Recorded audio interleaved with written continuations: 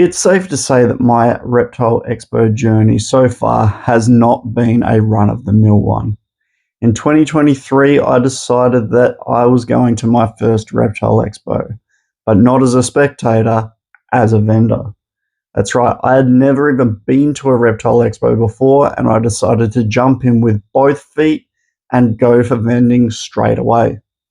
I was lucky enough to jump on board with the guys from Yarra Reptiles who had done Reptile Expos before, but not down here in Melbourne. But having worked together before, it was a pretty seamless operation. We collaborated, we communicated, and we made it happen, and all in all, it was a positive experience. 2024 rolls around and we decide to go for it again. We jump in both feet, and although not as profitable as the first year, we still had a really good time. I believe this is largely due to the fact that the VHS who hold the expo are all about community. This isn't just an expo for going and selling goods and selling animals. This is an expo to go and network, go and meet people, get educated, and all round have a really good day around like-minded people. So we're 2 years in at this point of my expo experiences, and I still haven't ever gone to an expo not as a vendor until this year. Due to a few different things, this year I was not able to vend, and at first I was pretty disappointed. But then I thought to myself, why not make the best of a bad situation and just go and enjoy? Being able to attend as purely a spectator would give me the ability to see which stalls stand out, see what's gaining people's attention, and all in all, give me the ability to plan for the future on how to have a more successful stall. And I figured, why not take you guys along for the journey? So let's go and have a look. Arriving early, it was nice to see a good-sized crowd already formed with people pumped for the day ahead. We get through the gates, greeted by the giant inflatable reptiles, and we head on in. What some of you may not realize is this was the first year at this venue, and it was really cool to see all of the signage, electronic billboards displaying the VHS logos, and all of the logos of the sponsors that helped make this event happen.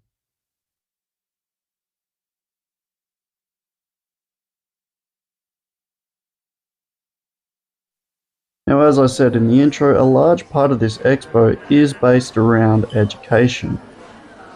And it was nice to see so many people getting involved, from ambassador animals all the way up to educational demonstrations.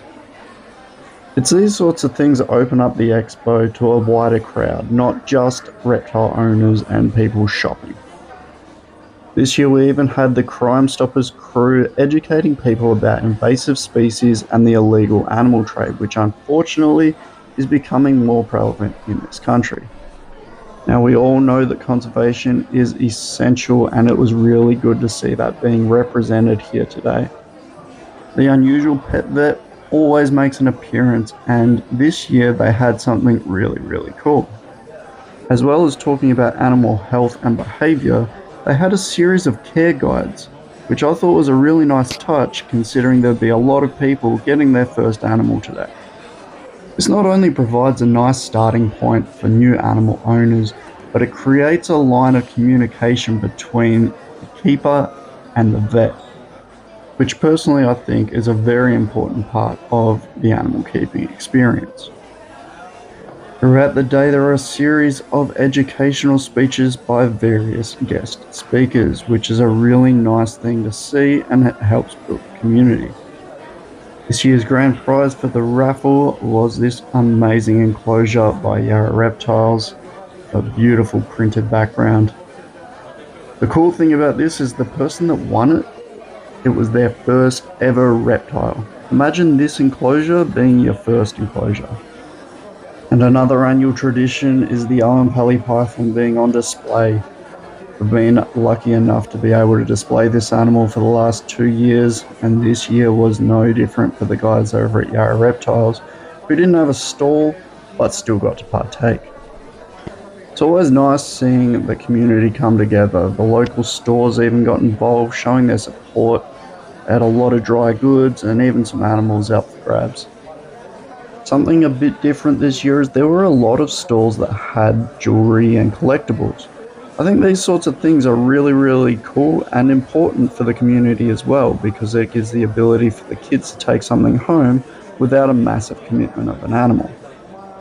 Mr. Peter Birch bringing the guys from Smart Herb all the way from China. This is a pretty interesting company. They started out with a few innovative ideas as far as reptile heating and lighting goes, and now they've branched into collectibles as well. And I must say, there are some pretty cool designs. Something that I've yet to get into, but definitely have plans to in the future, is the taxidermy collectibles. And these guys had an awesome range. I always like to see people being able to turn their passions and hobbies into business ventures, and this year there were a lot of people doing so.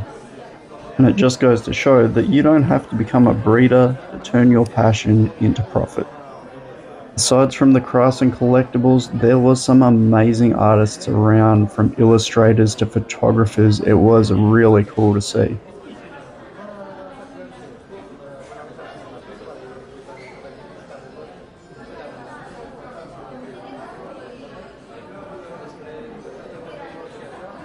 Something else that was new this year is there were a few companies doing collectible cards, which was pretty cool. To take the concept of either basketball cards or Pokemon cards and use that to promote reptiles, education, as well as just create a nice collectible for people to pick up, is a really cool thing to see. There was no shortage of people getting into the 3D printing scene with some awesome designs going around, from collectibles to functional pieces as well.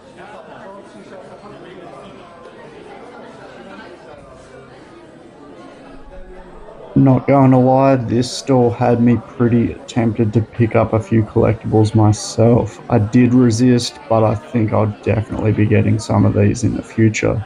I remember when this company first came out and they had about 5 designs, and they have well and truly expanded their range. They've got everything from fish, dinosaurs, pretty much every species of reptile you can think of in a cartoon, figurine, and honestly, I can see these guys getting really addictive as far as a collectible goes. Look at these tortoises, like they almost look like a real tortoise. And once again, this is something that kids can take home from the expo without it being an impulse animal buy. Reptiles are a long-term commitment, so by getting one of these for your kid, you can see how long their interest is going to last. If you get them one of these and they're completely obsessed with it, and in a few years as they're getting a bit older, you decide to get one, at least you know that it is a genuine interest that is going to last a lifetime.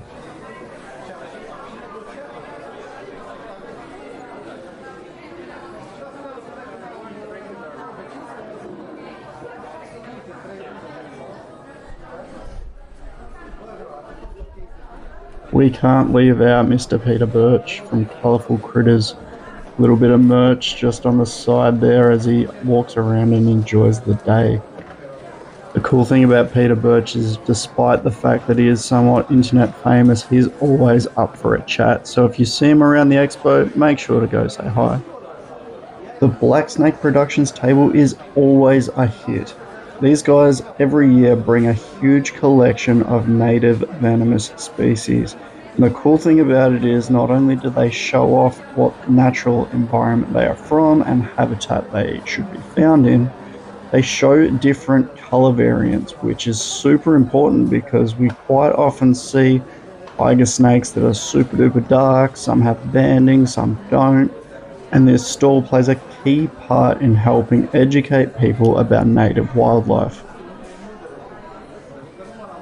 Not to mention that the effort that has gone into these displays, despite them not being permanent homes for the animals, these displays are really well done, exhibiting the natural habitat of each species on display. Each display has an individual species card which not only shows a photo of the animal, but gives a write-up on the behaviours and just general information on the species, even going into conservation information such as how vulnerable they are as far as extinction or endangerment goes. And the funny thing is, despite some of these enclosures being quite small because they're only display enclosures, being that they're the natural habitats of the animals being housed, sometimes it was actually kind of difficult to find the animal. Now that's a pretty big testament to how much attention to detail that has gone into these displays.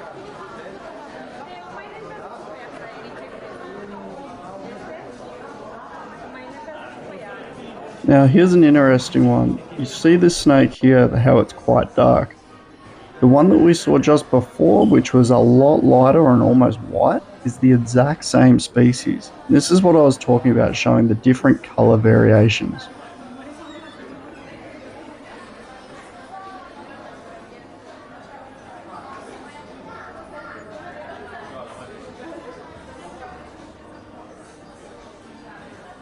Some very cool displays from some of the bigger brands such as Exo. This one has made an appearance at the last 2 expos, and every time I see it, I'm just as impressed as the first. All the epiphytic plants growing on this cork bark, and there's a built-in drip system that drips down onto the plants, creating a really, really cool effect.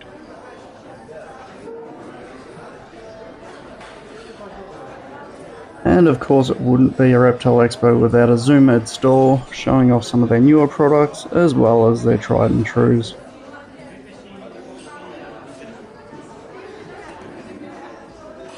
And this is one of my favourite brands in the hobby, Ecotech, and fun fact is they actually originated in the marine aquarium scene, but have well and truly established themselves in the reptile industry.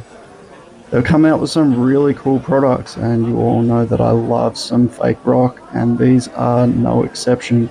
These look fantastic. Dry goods galore, and this is a really good example of why these expos are worth coming to even if you don't plan on getting any animals. You can grab an absolute bargain at some of these stores. The guys from Pop-Up Chameleon always bring their A game. These are a pop-up tent that are designed to allow your animals to have outside time in a safe and controlled manner, which, considering the limitations of an indoor enclosure, is super important as far as exercise and health goes. And of course, tools. These guys specifically build snake hooks, and the quality is outstanding. Handcrafted, high quality tools for all of your reptile needs. And of course, there's no point in getting a reptile and not having anything to feed it, so Mini Beast are around to help you with all of your feeder needs. And now we're getting into the animals themselves. The private breeders have absolutely put in the work, with a large variety on display and up for grabs. Lizards were a very popular choice this year, all the way from skinks up to monitor lizards, and it was really cool to see how far the different species have come. These breeders have clearly put in the work, from localities all the way up to morphs. It is really cool to see the variety that is available in the hobby.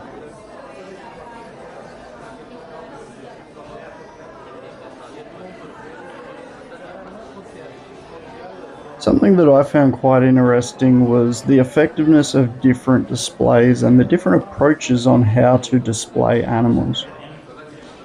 Particularly the lighting in the displays can play a huge part on how good these animals look. So if you're potentially looking at being a vendor, put these things into practice. Make sure you think about these things while you're planning out your table, because it makes a huge difference on what stands out and what doesn't.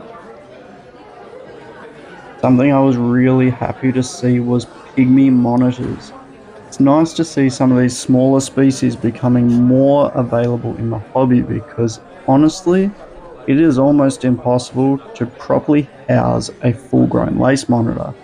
However, a smaller species such as an Aki or a spotted tree monitor are a lot more achievable as far as housing goes. Although there were a few that were, it was quite nice to see the animals on display not stressed out. If you've ever vended an expo, it can be a very stressful event for you as a person, but as well for your animals. So if you notice some of your animals are stressed out, striking, threat posturing, then I think it's probably a good idea to take them off display. And I know this might mean that you don't make the sale, but it is not worth putting your animals through that stress. I suppose something else I should bring up is please note while you're watching this, these small containers are not what these animals live in. These small containers are simply to allow people to see the animals nice and close while they're on display. They are not permanent housing solutions.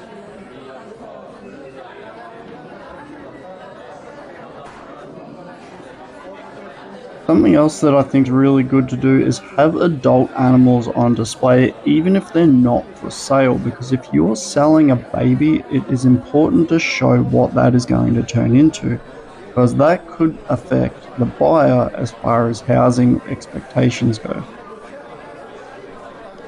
Something else I noticed a fair bit of was breeders of animals actually selling the supplies that the animals need to live a good and healthy life, such as feeders and lighting. The reality is, if they're gonna need it, why not sell it? If you don't know who Varanabe is, you need to look him up on YouTube. The YouTube channel is amazing. Heaps of DIY builds and some truly amazing species. If you have an appreciation for sleek and clean designs, you need to check out the page. From sleek enclosure designs to an elevated water bowl system that is not only sleek to look at, highly functional, easy to use, and keeps your animals drinking water clean, which when working with monitor species isn't always the easiest task. This year there were quite a few species that you don't normally see, from brown tree snakes to more rare monitor species, and this was really cool to see. Something else that I haven't noticed in previous years is the geckos, and this year there were quite a few breeders, and I came to this expo thinking I wouldn't be tempted by much, and to be fair, the geckos are the one thing that had me tempted. Particularly these guys. These leaf-tail geckos are absolutely stunning. Comment below who thinks I should get leaf-tail geckos and put them in a giant rainforest display.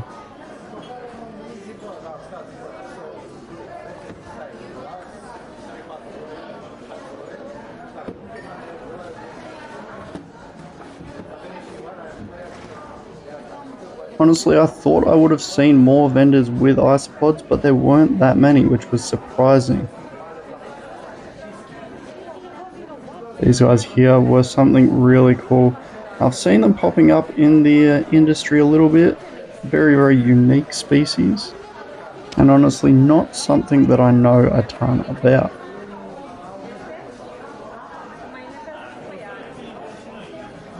Now, if you're a regular on the channel, you know I love my carpet pythons, and it was cool to see them well represented.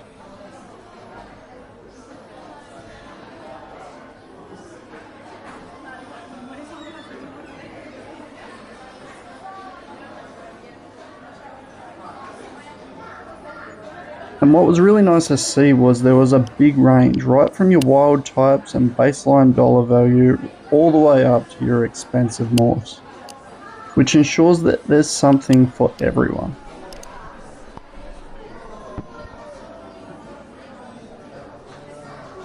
Check out the amazing contrast on this Woma python. An absolute stunning animal, and these guys weren't actually for sale, they were just on display as a future breeding project of this young breeder.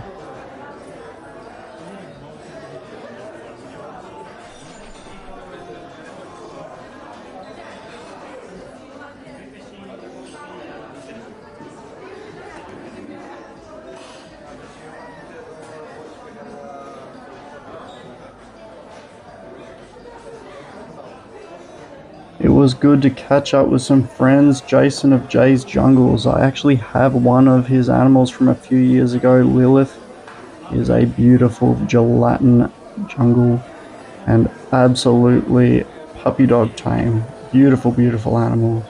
And it was cool to see some of her younger siblings up for grabs. Something Jason does each and every year at the expo is raffle off a few animals.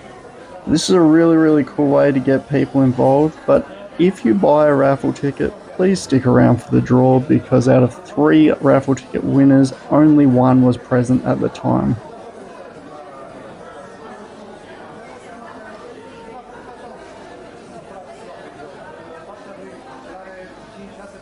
Check out the yellows on this absolutely stunning pure jungle. And another fantastic example of having the adults on display when you're selling the young.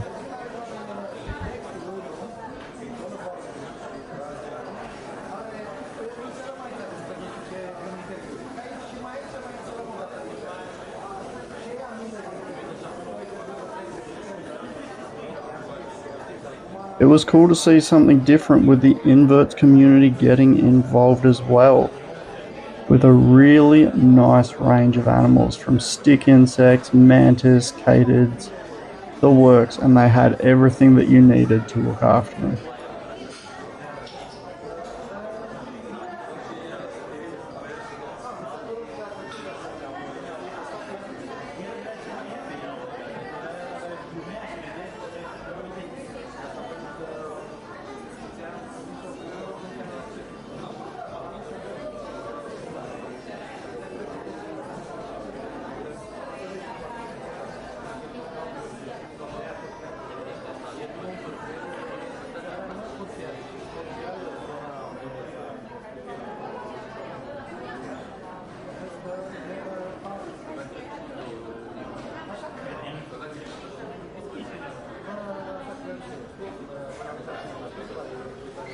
Of course, Antaresia were a very popular choice as well, and Ross took the time to pull out some of his absolutely stunning projects.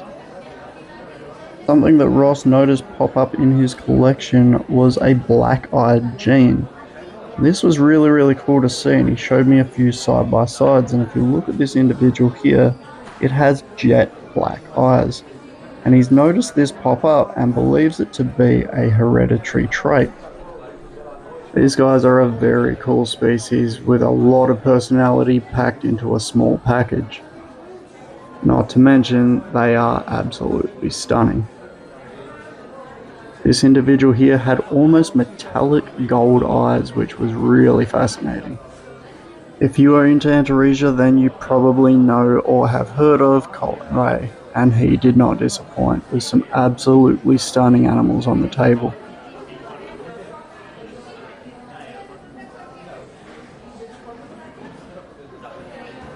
Some have nicknamed Antaresia as the ball python of Australia, and Reptilia really bring that to life. As far as genetic refinement goes, Reptilia have really stepped up the game. Absolutely stunning animals and such a wide variety of patterns and colours. It is truly incredible what they have managed to achieve. The whole day was truly an incredible experience, and honestly I stayed until they kicked me out. Being on the other side of the table and being a spectator has truly got my mind absolutely ticking on how I want to do things next year. Hopefully this video inspires you to come along. If you do, make sure to come and find my stall, come and say hi. I really appreciate the support.